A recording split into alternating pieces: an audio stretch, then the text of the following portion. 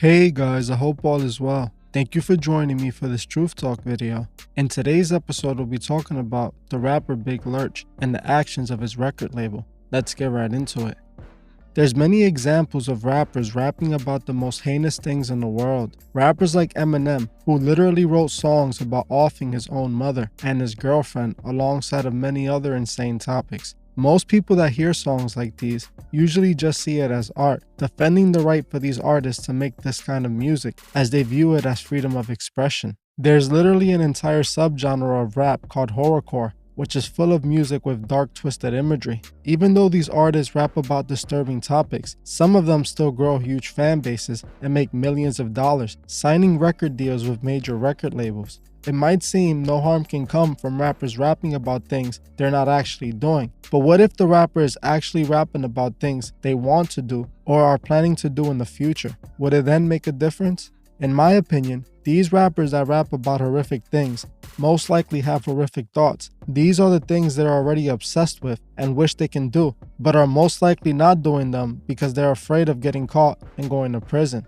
For all we know, some of these rappers that rap this way can really be doing the evil that they're rapping about and just not getting caught for it. What I do know is that the record labels that sign these artists know these guys are twisted people who are operating in a dark space, but still decide to sign them. We have seen countless times that the record labels actually feed into the satanic, disturbing imagery and market these artists as psychopaths who are pure evil. The record labels wouldn't care if these artists were out there doing all the evil they rapped about. They most likely would just find a way to capitalize from the situation, making themselves more money and spreading more evil. This is exactly what happened with the once up-and-coming rapper Big Lurch. Some of you might know the story of the rapper Big Lurch, but most of you might not, as he didn't get to have a big career due to what we're going to be talking about shortly. In 2002, Big Lurch was an upcoming rapper who was signed to a record label called MCA Black Market Records, a record label that is under Universal Music Group. That same year, on April 10th, Big Lurch would be discovered by the police, roaming the streets with no clothes on and covered in blood. He was standing in the street, staring into the sky when officers arrested him. Big Lurch had just done an horrific crime, very similar to what he was known to rap about. See, Big Lurch had made a name for himself in the underground scene, rapping what could be considered gangster rap and horrorcore. He would rap about taking people's lives and all other dark, twisted things he can think of. A song that shows just where Big Lurch's mind was at the time is a song, I Did It To You, where he raps about being a serial killer and even mentions how he's like a vampire and that he can't pass up fresh meat. Well, it seems that in this song, he wasn't lying, and he was actually really into fresh meat. See, Big Lurch was arrested for one of the most disturbing things I've ever read about. I am going to try my best to say what he did without going against YouTube guidelines, but if you want the full details, simply Google his name and you should easily find it. According to the authorities, Big Lurch was arrested for taking the life of his roommate's girlfriend and eating parts of her. He was believed to be under the influence when he did so, as when he was discovered and arrested, he would slip into what he called a drug-induced coma for 2 weeks, later claiming he had no memory of what took place on that horrific night. This crime is especially disturbing when we look at what Big Lurch was rapping about. In his song, I Did It To You, he rapped, Jason Voorhees, Michael Myers and Freddy Krueger, Jeffrey Dahmer, Charles Manson, and all your friends, I'm finna school ya. Cause murder's a hobby. I'm using a torture chamber and not a Ruger. So if you wake up in a puddle of blood, I did it to you. He also raps, when I was born, the doctor twisted up the facts. He said that I was a devil's son, so now I'm having flashbacks. The preacher almost drowned me at the baptism, so on the 6-year anniversary of my birth, I had to get him. The song is full of dark imagery, and when you take under consideration what Big Lurch was arrested for, the lyrics start to show that Big Lurch had been obsessed with this type of evil long before he committed these acts. Things become even more disturbing when we hear Big Lurch's side of the story, as he claims the record label played the role in the crime that he did that horrific night. Big Lurch did an interview with DJ Vlad, and he spoke about what he believed happened that night. The way you're describing it, you were hanging with these dudes, you got high, and then you just woke up. You said like 2 weeks later and just didn't remember nothing about what happened. Well, when I came to out of being stuck, I had been in LA County for 2 weeks. I had been arraigned and everything. And guess who my lawyer was? Milton Grimes, the one that owned the label. So you took some PCP, you know, you were at the house, and then 2 weeks later you get fully sobered up, you're locked up, and a girl is dead. From your point of view, what happened between those two situations? Simply, it's like, you know, California is a place of manipulation. You know, people from out of town, they don't know what they're getting themselves into when they come out here. Because this is the pros, you know, this is the enlightened world. I was blind to a lot of things. I'm caught up to speed now. I'm in prison. You know, I woke up in L.A. County Jail. Milton Grimes, my lawyer, he the owner of the record label. A person is so enlightened that they a gangster and the law. He's a lawyer, so he can do deals with all the judges and everything. So my paperwork and all that, he says what the person that twisted me up wanted it to say. Because he owned the label and he was my lawyer. And he got me firmed up, so I was slowed in a month. So when I'm in court, I don't know what's going on. Now, everything only says what Milton Grimes wanted it to say. The dude that want to take my music and get a young kid. Well, according to the reports, and I'm looking through this now, that there was DNA that was found on the scene that didn't match you or the victim. Okay, now we had Pitbull. It was my dope spot. He said, Lurch, we need to make it look as worse as we can so you can go to the mental hospital. You'll be out in 2 years. I said, man, I didn't. I know what I'm doing. If you trust me, you call me your godfather. I know what I'm doing right now. The girl that was at the spot that was found dead, I mean, she was essentially eaten. It's like she had part, you know, her chest and lungs were eaten and everything that she was really messed up. Oka wasn't eaten. God forgive, you know, God bless her soul. But at the time, it was teeth marks and gnaw marks on her. Now, the baby blue-nosed pit bull in that house, so where there's blood, you know, little dogs chew or bite, and God bless her soul. But it wasn't like the way people talk about it. I've been on flesh for 14 years on this case. They act like somebody got a nice slicing piece of like a Jerry Dahmer type of situation where somebody was just eating people. It wasn't like that.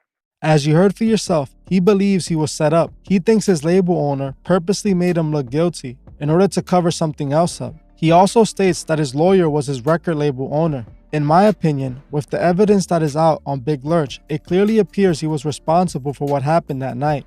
Whether other people had involvement, I don't know, but it is a possibility. The fact that Big Lurch was rapping about these type of activities before he went on and did them, to me just proves this is something he fantasized about beforehand. He was using his music to express what he really wanted to do. After he took those substances that day, he snapped and lived out what he fantasized. We would never truly know what happened 100% that night, but it does seem it was satanic. Big Lurch seemed like he had a shot of having a successful music career. He had already worked with a few popular artists, and he already had a record deal. In my opinion, that night could have been his initiation, and things just seemed to have went south. We can hear in the Vlad interview, he kept saying that his label owner was enlightened. We already know that this is a reference to being a Mason, and I wouldn't be surprised if Big Lurch is a Mason himself. What I do know is that his record label took full advantage of this arrest and the attention he was getting for it. In 2004, just months after Big Lurch was sentenced, the record label released his debut album, calling the album It's All Bad. The album was originally supposed to be called The Puppet Master, but the record label wanted to capitalize off the current situation he was going through. The label strategically created the album cover to reference the situation that happened on April 10th, as it shows Big Lurch holding a silver platter with a skull on it.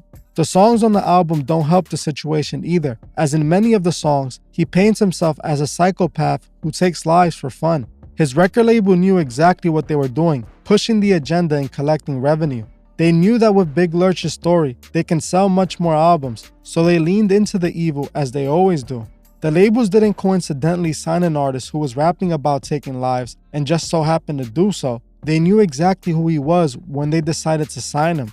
I believe there's much more to the story that night that we're not being told. What I found interesting when researching Big Lurch, I read that Big Lurch's mother filed a lawsuit against the record labels, making the claim that the labels provided Big Lurch with substances in order for him to act out in the way that he did, so that they can use it to promote his upcoming album. She claims the record label wanted to paint Big Lurch as a real gangster, and by providing him with what he took, he acted out like they wanted him to. The lawsuit was eventually dropped, and I am not surprised, as Big Lurch's label owner was a very well-known lawyer with pull. In my opinion, I feel like what Big Lurch's mother was saying could be a possibility. What if there were more people involved that night? Big Lurch was using substances that he claims he wasn't normally taking. We already saw in the video I did on Dr. Dre how the record labels were willing to create studio gangsters to spread the gangster agenda. Big Lurch pretty much admits multiple times in the Vlad interview that he wasn't really a gangster. He was from Dallas and then moved to California to work on his music career. He had family in California who were in the streets, but he was more into rapping. I wouldn't be surprised if the record labels turned Big Lurch into a monster just to push the agenda and sell more records. The record labels knew what Big Lurch was rapping about and what he represented. When Big Lurch got arrested for what he did, they knew it was the right time to put out his music.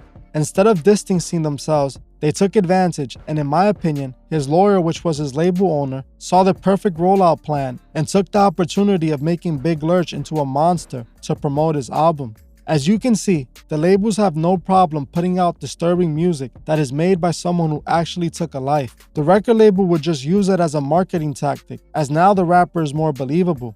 What Big Lurch did was truly disturbing, but what the record label did to me was just as bad. They took advantage of a poor soul, sacrificing her life to sell records and promote evil. Like I said at the beginning of this video, does it matter if a rapper is rapping about very disturbing things? Well, you tell me. Big Lurch went on to do exactly what he rapped about so proudly. That being said, how do we know what the rest of these rappers with these disturbing rhymes are actually doing behind closed doors? They can be just like Big Lurch. We must remember that the evil these rappers rap about is done for a purpose. The devil is trying to spread his evil using music, and it's working. We must remember to stay away from what the devil's offering, as the music put out by these type of artists are directly serving Lucifer. Well, that's it for this video. Thank you all for watching, and I'll see you guys in the next one. I just want to give a special shout out to the Truth Movement members. Thank you so much for all your support. If you would like to further support the channel, join the channel below by hitting the join button. Or you can join me on Patreon, the link would be in the description. Another way you can further support the channel is by buying a True Fizz shirt.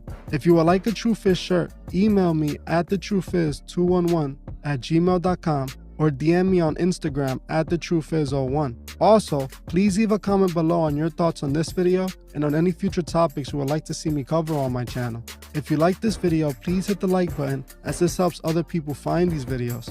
If you're new to the channel, please subscribe and hit the bell so you can be notified of future videos. Please follow me on Instagram at thetruefizz01 and on TikTok at thetruefizz. I will gladly appreciate it. Thank you. Goodbye.